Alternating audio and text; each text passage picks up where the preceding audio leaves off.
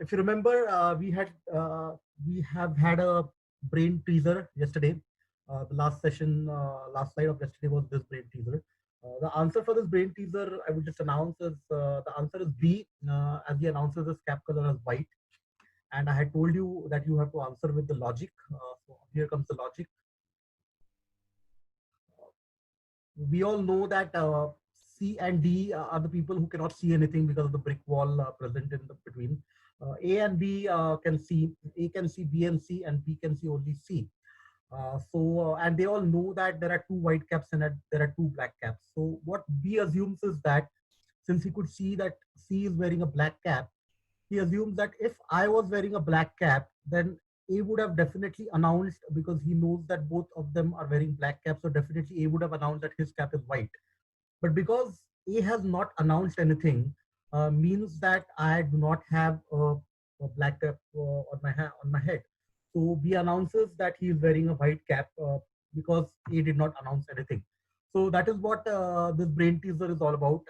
It also teaches you, it also gives us a lesson of life. The lesson that we get from this brain teaser is that we should look at problems from a different mindset. Sometimes we look at problems only with what we feel. Sometimes we have to read other people's mind if we really have to understand a particular problem. So this is a subtle lesson that we get from this brain teaser.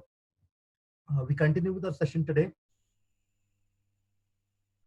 Today we are going to talk a little more about literature review. Yesterday we had a few questions based on literature review, and I said that in tomorrow's presentation we could cover majority of them.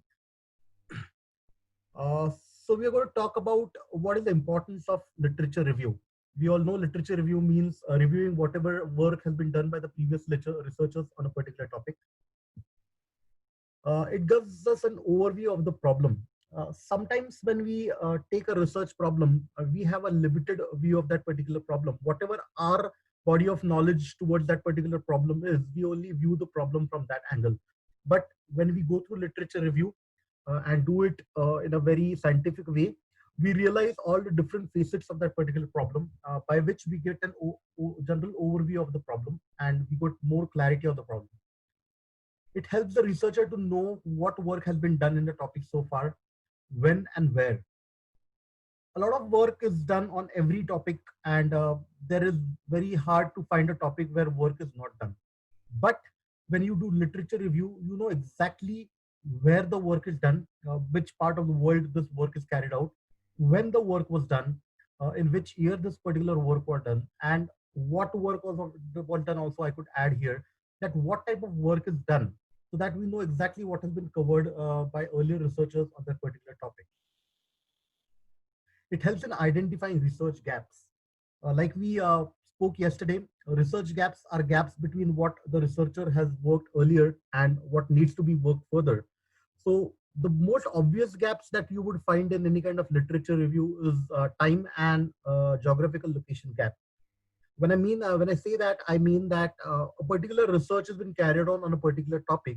It would have been carried out in, let's say, the year 2016.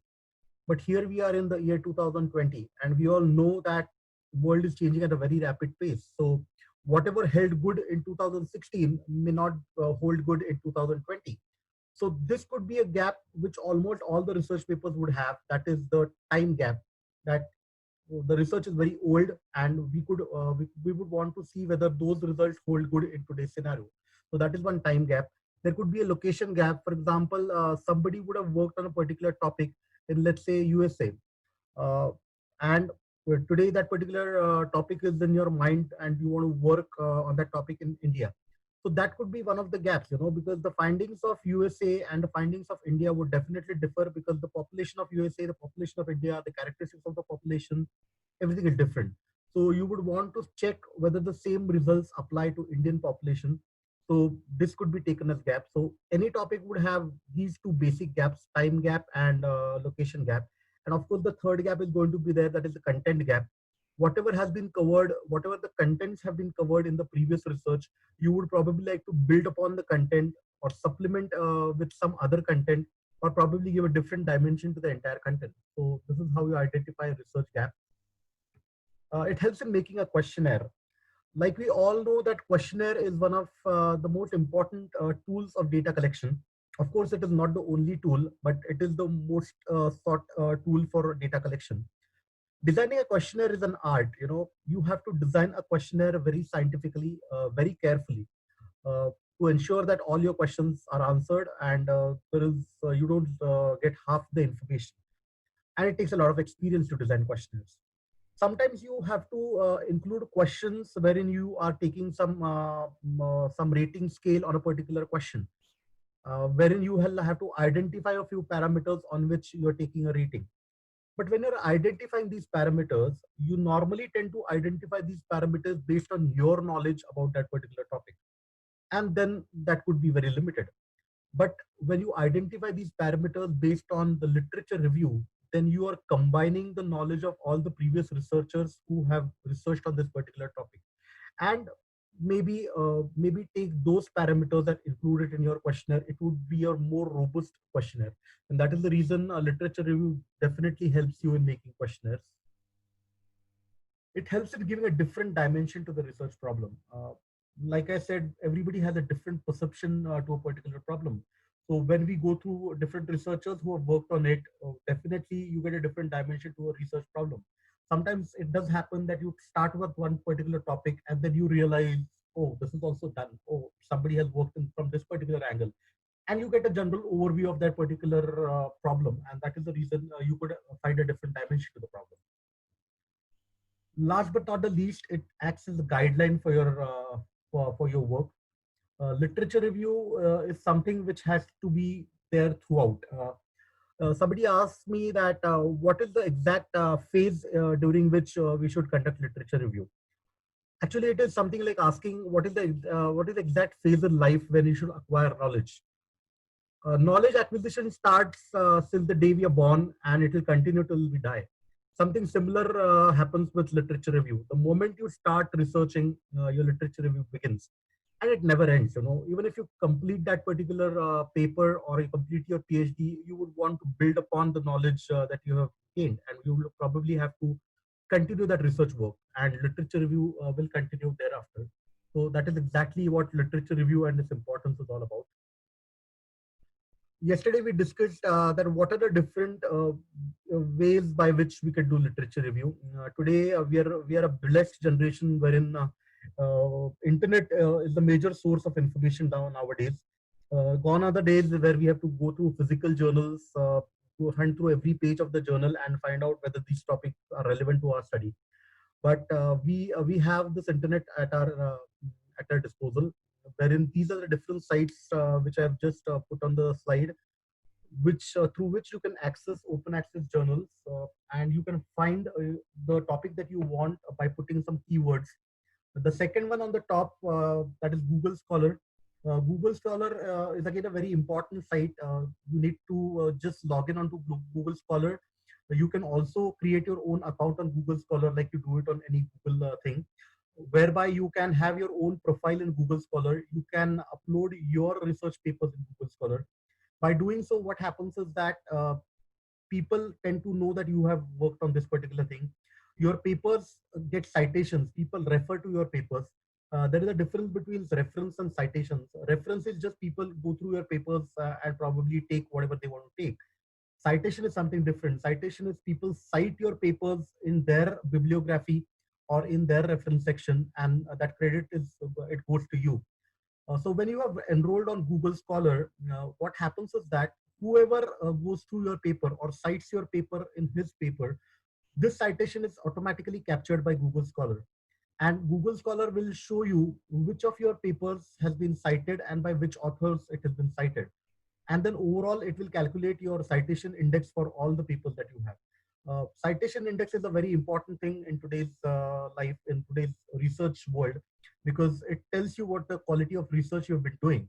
The more the citation index, the more quality of research papers that you have. But yes, all these, I have not explored majority of them, but these are the sites wherein you can have academic journals on internet. Shodhganga is another one which is a database of journals in India. So you could explore that. There's a video. So we could just have a video. I'll just pause after the video for a second to just understand whether you are listening to the audio of that. In this presentation, I'm going to talk about why. Is it audible? Audio? Yes. Yes, it is audible. Yes, sir. I'm going to talk about why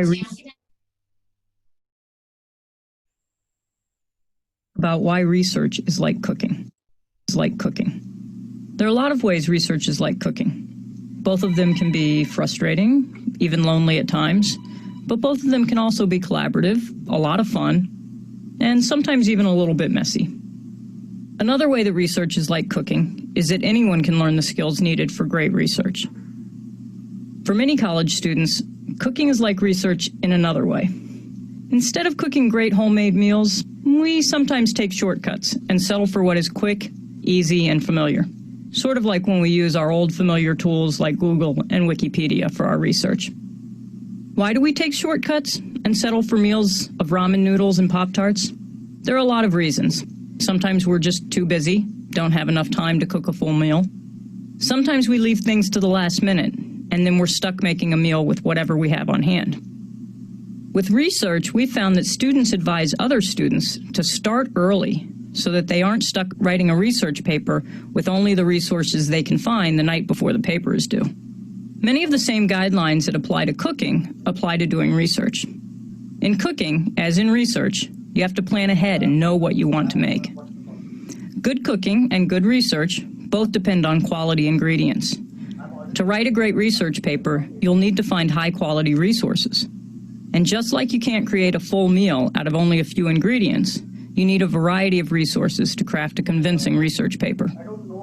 Finally, just like most chefs make meals that they themselves would want to eat, you'll find you do your best research when you pick a topic that you care about. A big part of planning ahead is knowing what you're making. You have to have a recipe. The same is true for writing a research paper. You have to have a topic and a general plan for what kind of paper you want to write. An outline of your research argument can serve as your recipe, and it will have the added value of telling you what kinds of resources or ingredients you need to write your paper. The next step, of course, is to go shopping.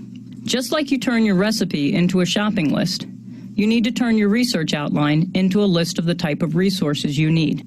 By creating a shopping list, you're taking control of the kinds of resources that you'll use in your research paper, instead of just settling for what you can find or what you have on hand.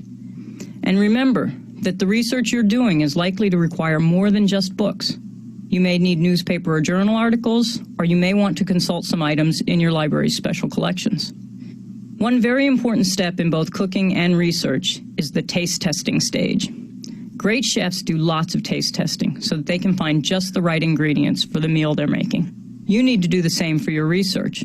You should plan on looking at plenty of books, articles, and abstracts before you settle on the resources that you actually need. Now that you have your recipe and all the ingredients you need, it's time to create your meal. Remember that a great recipe calls for the chef to mix the ingredients together just right so that they work together to create the final product. The same is true with a research paper. You can't just throw all your resources into your paper. You need to synthesize them and relate them to one another. And you need to put your own garnish on your meal. Put your own voice into your research paper so that it isn't just a summary of all your sources. If you remember that research is like cooking and that it requires planning, a recipe, and great ingredients, you will produce research that is the equivalent of a gourmet meal. Bon appetit! I, being a chef by profession, I could relate to this particular video, but I'm sure that even if you're not into cooking, cooking is something which happens at everybody's house. So you could be able to relate to this particular video. The major takeaway of this video is any kind of research like cooking all depends upon the quality of ingredients, which means the quality of resources that you use. Avoid last minute buying shopping lists, which means that you have to do it right from the beginning. You have to plan your research. And then finally, you have to mix all the ingredients well. You have to mix all your resources well to create a well-crafted dish. So that is exactly what happens in research. We are going to talk about identification of research questions and research objectives. Research questions do not mean the questionnaire that we're talking about. So research questions is something different. Research questions are nothing but the basic questions that arise in the mind of a researcher that attracts him towards a particular problem. When you think of a particular problem or a research topic, there would be a lot of questions that come into your mind and which are seeking for answers. What you want to study and how do you want to study? So these are the basic problems that come in your mind. I would recommend that you pen down all these problems. You write it down, because what happens is that you may have spent an entire day on thinking on the research topic and identifying different research questions, and then the next day you get busy in your routine life, and on the third day you forget whatever you've thought, and all the efforts go vain. So you have to ensure that write down whatever comes into your mind, even if it is very silly. You just note it down. It doesn't take much time to erase things that you've already written. So please write down all the problems that come into your mind, which are going to be later converted into research objectives. As we all know, what is the difference between aims and objectives? Aim is the final destination or the final goal, and objectives are the pathways that would lead you to the final goal. So your final goal is basically to answer the questions that arise in your mind, and objectives would lead you to that particular goal. So your objectives are going to be the backbone of any research. Your research is going to revolve around the objectives that you have identified for your research. It acts as a navigation tool during research. Navigation is required, especially for sailors when they're sailing in the sea and they sometimes lose their track. And that is the reason the navigation tools are required. Something similar may happen in research. The moment you start researching, there could be a possibility that you leave your track and go beyond the scope of research that you have decided for yourself. But these objectives will ensure that you are always on track, and that is the reason it acts as a navigation tool. Objectives aim at answering all the research questions. So whatever research questions are there in your mind, and based on which you have converted them into objectives, they would definitely aim at answering all the research questions. They aim at delivering solution to the problem. Problem here means the research problem. Uh, the topic would have clearly defined the problem that you're talking about, and when you've derived a certain objectives or framed certain objectives, these objectives would definitely find a solution to the research problem that you have in mind, and that is the reason objectives are very important.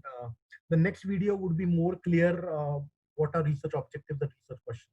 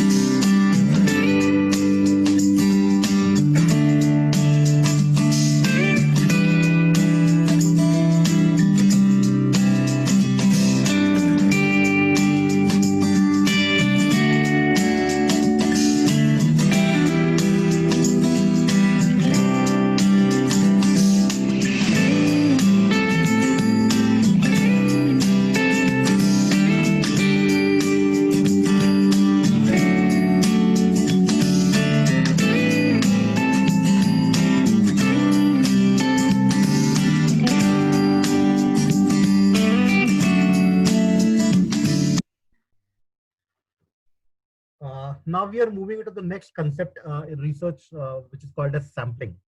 Once you have identified the research problem and you have identified the objectives for research, then the next thing that is that you go for data collection. Data collection could be in primary data form and secondary data form, but this sampling concept applies to primary data.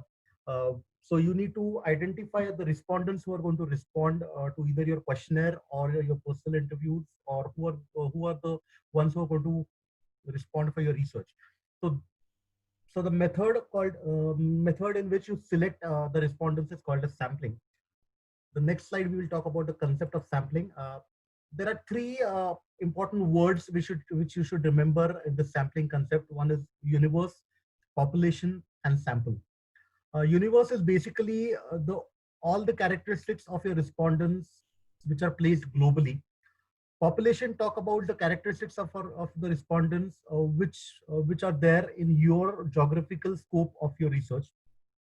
And sample is the number of respondents that you draw from the population or you select from the population and conduct study on these particular samples. The classic example which you could see in this particular slide is that probably you want to work on some topic which pertains to women in the United States. So women in the United States become a universe. Then probably somebody says that I'm staying in California and I want to study on women in California. In that particular situation, women in California becomes your population. And then you further decide that you're going to study about 200 women in California. So you draw 200 women from the population of women in California, and then you use them as a sample. Why the sampling concept is very important? Because the generalized ability of sampling. What happens normally is that you are normally wanting to study on the population, but because of your limitation to reach out to the population, you have to study on the sample. And it is a very obvious thing. It is very difficult for anybody of us to reach to the entire population. But at the same time, when we study on the sample, we generalize the findings on the entire population. And that is the reason your sample size is very important. And you have to be very careful when you're drawing your sample. So in the subsequent slides, we would see how important it is. Probably the text on the slide would not be visible, but I could narrate it to you. You can see these three boxes, small boxes here, population, samples, and results, and you can see the arrows. It shows that you draw a sample from a population, you conduct research on the sample, you derive at a results from the sample, but these results you finally apply to the population. So that is what you mean by generalizability of the results. So the results should be applicable to the entire population, and that is the reason sampling is very important. Second important thing what happens in sampling is that when you take a sample, you can see the man who is holding maybe some pebbles of red color and a pebble of green color, and there is a jar which has almost equal numbers of green and red pebbles. But the sample which is drawn is more of red and just one of green. So probably that's not the right way of sampling. If he wants to apply the entire findings to the entire jar, then he should have taken equal numbers of red and equal numbers of green included in the sample. So that is called as representativeness in particular sample. Your sample should represent all the characteristics of your population. That is what it means. For example, in the city of Pune, if there are, let's say, more men than women, then we should take, and I want to study on the entire population of Pune, then I should have, my sample should have the same proportion of men and women, or whatever characteristics of the population you decide, the sample should possess all the characteristics in the same proportion. So that is what you mean by representativeness of sample. The next video will make it more clear.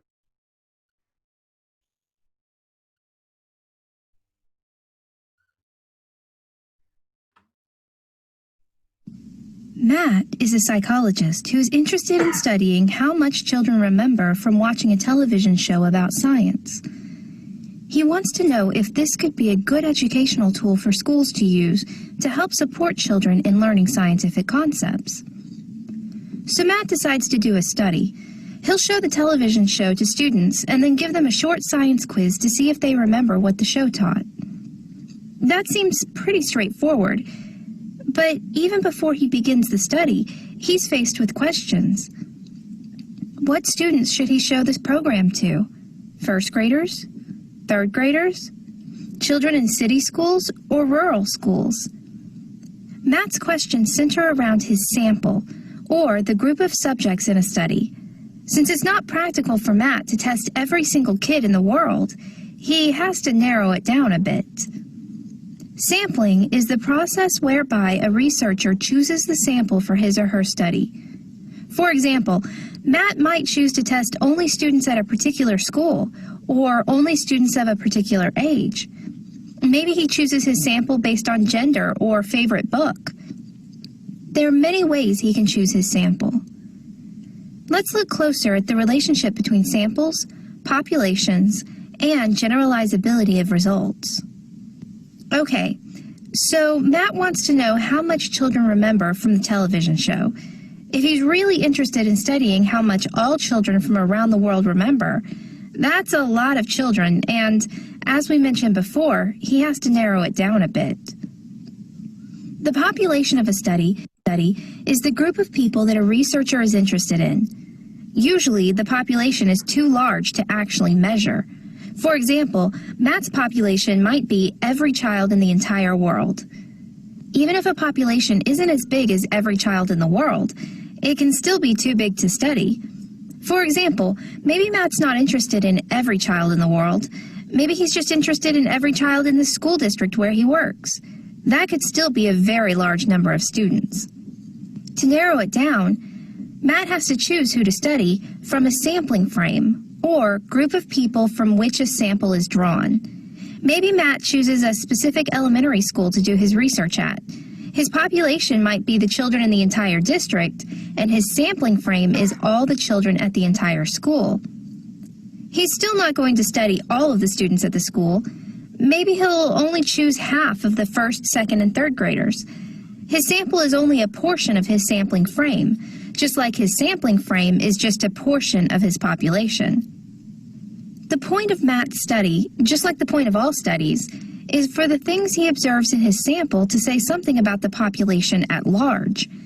Matt wants to be able to say that all of the first, second, and third grade students in the district will behave the same way that the ones in his sample do.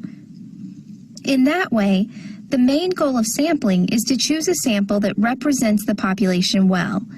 If Matt only chooses blue-eyed children to study, but most students in the district are brown-eyed, then his sample doesn't represent the population well. There are 3 factors that influence the representativeness of a sample. Number 1, sampling procedure. There are many different ways to choose a sample, and some are better than others. If Matt purposely chooses only the smartest kids in the school, his sample will not represent the population. But if he chooses kids by flipping a coin, he's more likely to get a representative sample. Number 2, sample size. The larger a sample is, the more likely it is to represent the population. If Matt only chooses 2 kids, they probably aren't going to be like most of the kids in the district. But if he chooses 200 kids, he's more likely to have a representative sample. Number 3, participation rate. Imagine that Matt chooses 200 kids, shows them the show, and then gives them all the science quiz. But what if only 20 kids actually take the quiz? The others all just throw the quiz in the trash. Then Matt's sample has gone from 200 to 20. Not only that, the students who are most likely to throw the quiz away are the ones who find science hard. So now Matt's left with the kids who are generally good at science, and his sample is no longer representative. In Matt's case, this might seem a little silly. After all, it's likely that most of the kids will actually take the quiz. But participation rates are of concern in many studies, particularly when it involves surveys. The people who respond to surveys are generally not representative of the entire population.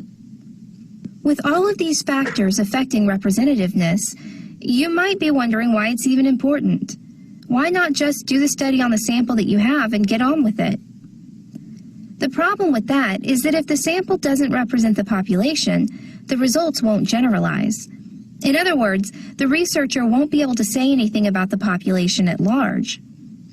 What if Matt only chooses children who are good at science? What if he only chooses ones who have good memories? Then the results of his study won't say anything about the population at large. If Matt only wants to talk about children who are good at science and have good memories, then his sample is okay because it represents his population. But remember that his population isn't kids who are good at science and have good memories. Instead, his population is every student in the district. That means that he needs some kids who are good at science and some kids who are bad at science. He needs some kids who have good memories and some who can't remember anything. Having a sample that represents the population is important because otherwise the results will not generalize well beyond the sample. And since the point of research is to generalize to the population at large, most researchers are very focused on trying to get a sample that adequately represents their population of interest.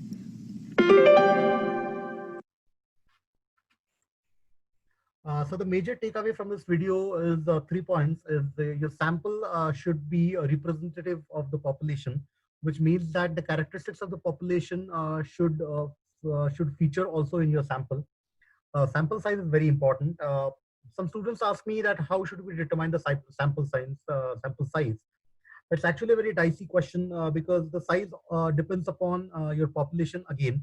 If your population is homogeneous, which means that the characteristics of different elements in your population are the same, then probably you can work on smaller samples. And if the characteristics differ, if there is a lot of difference in the population in the characteristics, then you need to work on large sample size.